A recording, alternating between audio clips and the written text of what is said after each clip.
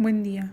La siguiente presentación es acerca del artículo Explorando el funcionamiento dinámico de un disco solar con motor Stirling, con validación e implementación de un nuevo tipo en el software Transys. La investigación explorará la funcionalidad del sistema de disco solar con motor Stirling en diferentes condiciones de funcionamiento y climas. Se desarrolló y adoptó una rutina numérica para Transys para estimar el impacto de los parámetros dinámicos, incluido el flujo de irradiación y la temperatura ambiente, en el rendimiento y la eficiencia diaria, mensual o estacional del sistema. La rutina se basa en la teoría de Schmidt en asociación con un modelo de transferencia de calor para el receptor de plato. Fue validada contra mediciones experimentales con un error por debajo del 15% y se examinó el desempeño anual del sistema en diferentes climas. El sistema que se maneja en esta investigación, como se mencionó anteriormente, es un disco solar con motor Stirling. El tipo de simulación es de tipo análisis. Este modo se utiliza para estimar la respuesta del sistema real ante entradas específicas, debido a que imita un sistema que realmente funciona. El modelo es matemáticamente más estable y se asegura la existencia de una solución. El software utilizado es Transys, que es un programa de simulación utilizado principalmente en los campos de la ingeniería de las energías renovables y la simulación de sistemas solares pasivos, así como el diseño solar activo. Para el modelo matemático, primero se usa la ya conocida fórmula de los gases ideales. Una vez teniendo esta fórmula, se saca el volumen de expansión, el volumen de compresión y el volumen del motor. Después se despeja la masa de la fórmula de gases ideales y una vez después de eso se saca la temperatura y el volumen. Y los tres ángulos de dichos volúmenes también se sacan. El modelo matemático continúa sacando tres ángulos. Dichos ángulos están escritos con letras griegas, que vienen siendo el ángulo de la base, el ángulo del grosor del disco y el ángulo del disco.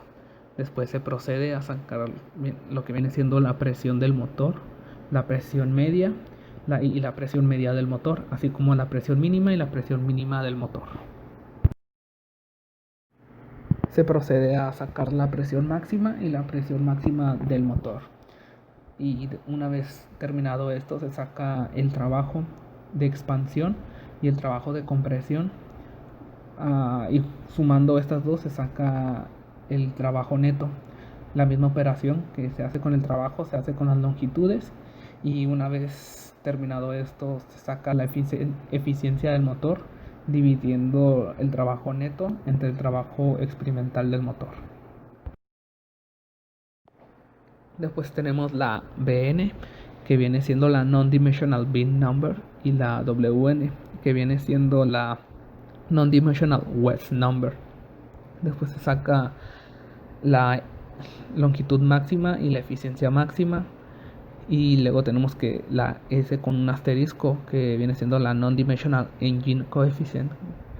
Después se vuelve a sacar el trabajo máximo y el trabajo neto, pero ya con estos parámetros involucrados, al igual que la temperatura.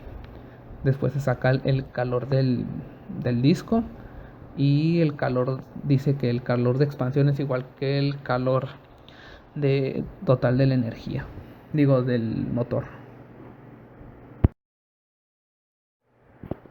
Para finalizar con el modelo matemático de este artículo, se vienen sacando lo que vienen siendo las pérdidas por radiación o por compresión. Aquí podemos ver al principio cómo se está sacando lo que viene siendo el calor, la pérdida de calor.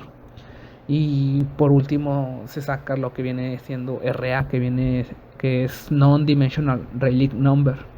Y con esto termina el modelo matemático de este artículo. La lista de parámetros que se definen son tanto para el disco como para el motor Stirling, así como para el cálculo del aumento de temperatura en el receptor. Las variables de entrada son temperatura, presión, volumen y ángulos de fase. Tanto el volumen de expansión como el volumen de compresión varían basados en la curva que se obtiene con diferentes ángulos de fase. Las variables que se obtienen a la salida es la temperatura de la región de expansión, el trabajo neto y la eficiencia del motor Stirling. El ciclo ideal solamente considera que toda la transferencia de calor ha ocurrido a través de las fronteras de los espacios de trabajo isotérmico. Aunque en los motores reales, los espacios de trabajo abordan la condición no adiabática, que implica que el calor neto transferido durante el ciclo debe ser proporcionado por los intercambiadores de calor. Método de validación. Se midieron los parámetros del sistema trabajando con un motor tipo Stirling llamado NS03T y un plato solar de 7,4 metros de diámetro. La especificación del motor se describe en un estudio experimental realizado por Kagawa. Si bien la potencia del motor está limitada a 3 kW, el modelo puede soportar valores mayores. De hecho, el límite de la potencia se describe en el modelo para significar el potencial total. Cabe mencionar que el modelo de Iwamoto utilizado en este estudio predice la potencia. Se compararon los resultados con las mediciones experimentales del artículo Modeling Simulation and Thermal Analysis of a Solar Dish Stirling System de Sandoval OR, Caetano BC, Borges MU, García JJ y Valle RM, donde vemos en la primera gráfica la potencia de salida del motor y el flujo de radiación solar, la segunda la eficiencia, en la tercera la temperatura de expansión y la cuarta la velocidad del motor, pero no hubo datos sobre la velocidad del motor para el experimento. Porcentaje de error. Los resultados del modelo adoptado coinciden con los datos experimentales por un error de menos del 15% para la potencia de salida y menos del 25% para la temperatura del cilindro de expansión. El resultado sigue completamente el perfil horario de los datos experimentales medidos. Como conclusiones del artículo, tenemos que el modelo matemático se basa en el enfoque de Iwamoto y está validado frente a mediciones experimentales. Se explora el funcionamiento diario y por horas del sistema para una ciudad típica. Se investiga el efecto de diferentes parámetros como el ángulo del disco y la temperatura del disipador frío sobre el funcionamiento del disco solar. También se estudia el impacto de diferentes climas en la electricidad neta generada por el sistema. El límite inferior del flujo solar que podría poner en marcha el motor es de 480 watts sobre metro cuadrado. Este flujo de radiación pasa todas las pérdidas de calor y presión a través del receptor y el motor. El valor umbral depende de los parámetros de diseño del motor y el disco solar. Una gran parte del flujo de radiación solar recibido no podría contribuir a la generación de electricidad porque el flujo es más bajo que el valor umbral. Al reducir la temperatura de compresión de 30 a 0 grados Celsius, la potencia máxima del motor Stirling varía de 3.520 a 3.725 watts y la potencia media varía de 2.400 a 2.530 watts, ambas con una mejora del 5%.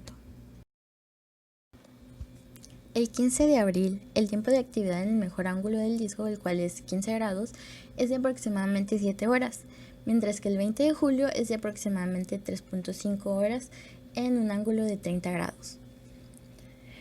El flujo solar máximo en la estación fría es mayor, sin embargo la generación neta de electricidad en la temporada cálida es mayor que la fría, ya que el periodo activo es más amplio que la temporada cálida. La efectividad online en invierno podría llegar al 30%, mientras que su máximo en un día típico de verano es menor. La máxima efectividad ocurre a las 12, cuando la radiación solar está en su apogeo. Al instalar el sistema en un desierto subtropical o en un clima de tierras altas, se obtendrían aproximadamente 20 gigajoules de energía eléctrica por año. Por el contrario, en un clima tropical, polar o continental húmedo, se podrían generar menos de 10 gigajoules de energía eléctrica. Aunque la eficiencia en clima polar es tan alta como en clima mediterráneo, el sistema en esta situación genera un 50% menos de energía.